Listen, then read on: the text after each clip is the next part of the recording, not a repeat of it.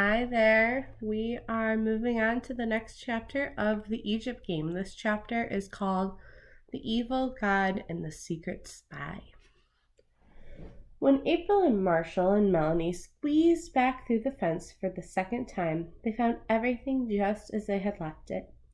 They started out by pulling the rest of the dead weeds and stacking them in one corner of the yard, while Marshall stood guard halfway down the alley to see if anyone was coming.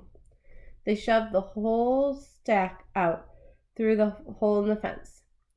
Then they scouted around and found a trash bin that was nice and roomy and not too full to hold an extra donation of dead weeds.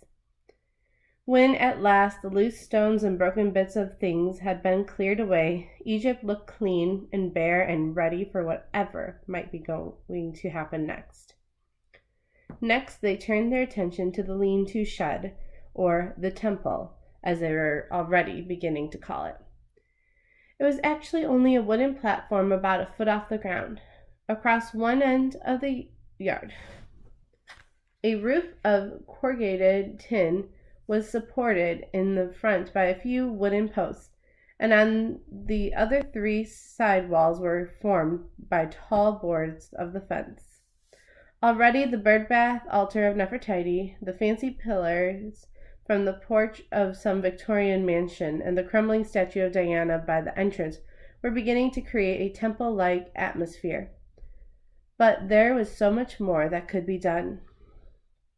April and Melanie were sitting on the edge of the temple's floor, resting for a moment and planning, when April pointed out that the only real door to the storage yard. It was on the opposite side from the loose plank, and was apparently locked with a latch and padlock from the outside. "I wonder where it goes to," she said. Melanie thought a moment. "I guess it goes to the rest of the professor's backyard," she said. "You know, that part with a driveway so trucks and things can back up to his store for deliveries. You can see into that part of the alley." It was right then when she mentioned the professor that Melanie, for the first time, had an uncomfortable feeling. "What do you suppose the professor would do if he caught us in here?" she wondered out loud. April shrugged. Melanie had told her how most of the children in the neighborhood felt about the professor. While she had to admit he'd been a little bit creepy, she didn't see what all the fuss was about.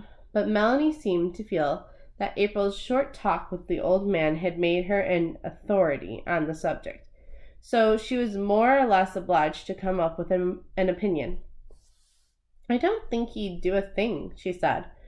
"I just don't think he'd even care as long as we don't bother him or hurt anything.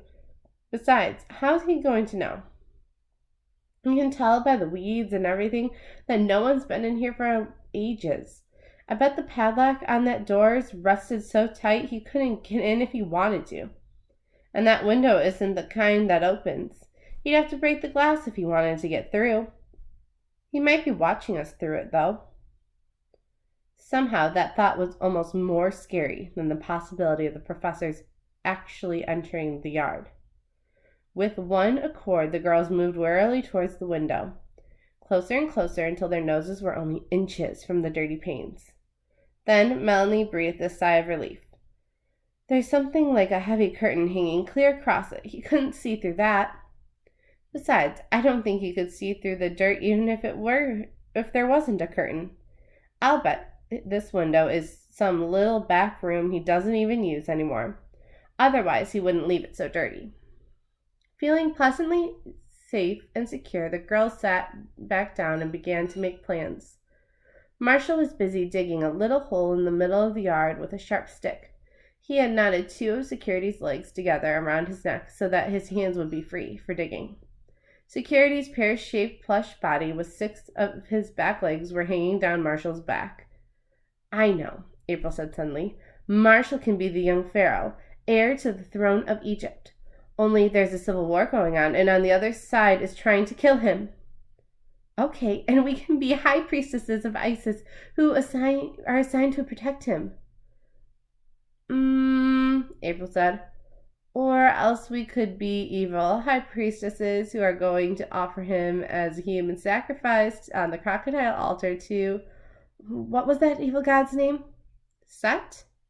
Yeah, that's the one. April jumped to her feet. Throwing up her arms, she chanted, Almighty Set has promised his servants, the crocodile gods of the Nile, the bloody heart of the young pharaoh, Marsha-Moses. She dropped to her knees. Oh, mighty Set, god of evil, we hear and obey. Marshall had stopped digging, and now he stood up and started towards the opening in the fence. The girls ran after him. He didn't struggle when they caught him, but Melanie was familiar with the expression on his face. His funny little baby round chin was sticking out defiantly, and his black eyes glared. Leave my bloody heart alone, he said. The girls giggled. You know, he's pretty sharp for a 4-year-old, April said. Melanie got down on her knees and tried to take Marshall's hand, but he wouldn't turn loose of security. Marshall, honey, she said, it's just a game. Just pretend. We wouldn't really hurt you. What's a pharaoh? Marshall asked suspiciously. A king, Melanie said. King of all the Egyptians. Marshall's frown lifted a little, and his chin began to go back into its normal position. A terribly important king, April said. Everybody had to bow down to him and do exactly what he said. Marshall nodded.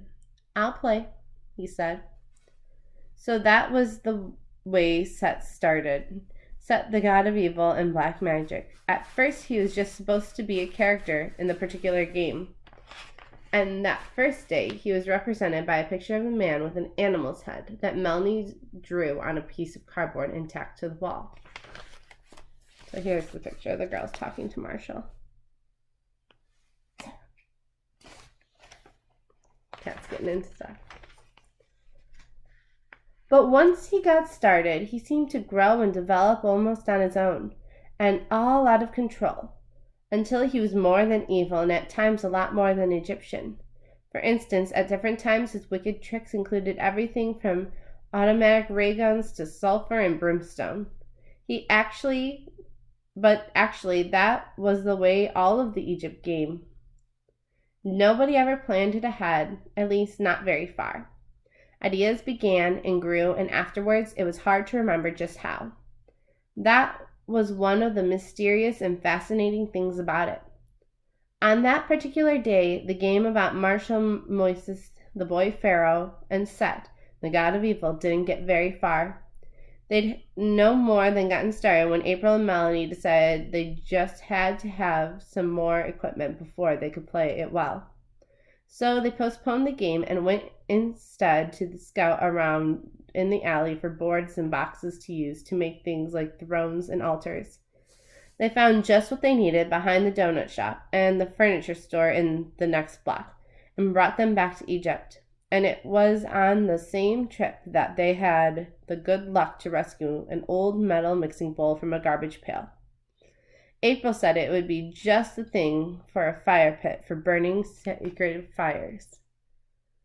When they had everything as far as the hole in the fence, they ran into a problem. The bowl and the boards went through all right, but the boxes were just too big. The only solution was to throw them over the top of the fence. It wasn't easy, and in landing they made quite a bit of noise. It wasn't long afterwards that the curtain on the small window in the back of the professor's store was pushed up very carefully to one side. But April and Melanie were so busy building and planning that they hadn't noticed at all. Only someone with very sharp eyes would have been able to see that the figure that stood silently behind the very dirty window in the darkened room. That's the end of that chapter. We'll have to continue tomorrow.